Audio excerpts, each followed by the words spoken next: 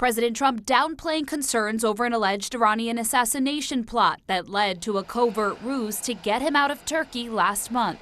I don't worry about anything, to be honest. Whatever it is, you know my attitude, whatever. The threat included the possibility of the Iranian regime targeting the president with a shoulder-fired missile, according to a U.S. official, who tells NBC News this is probably the most unprecedented level of alertness we've ever been at. I guess there was a threat out there. I didn't really ask too much about it. I get a lot of threats. To Turkey, the president flew in a new jet gifted by Qatar.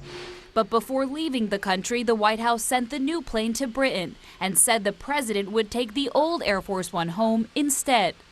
A pool camera captured the president boarding the old jet. A catering truck can be seen behind it.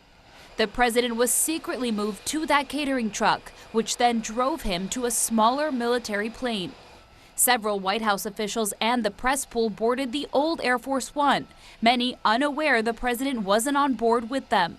The threat level right now, both domestically and internationally, is very high. Defense Secretary Pete Hegseth joined the president on the smaller plane.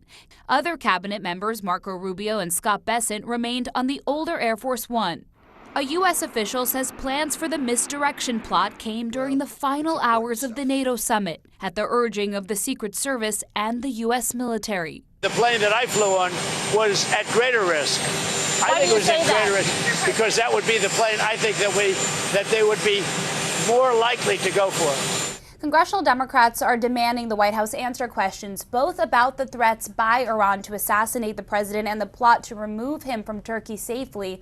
Senate Minority Leader Chuck Schumer was blasting the White House, calling it unacceptable for the administration to keep key members of Congress in the dark, only for lawmakers to find out about all of this in media reports. In Washington, Julie Sirkin, NBC News.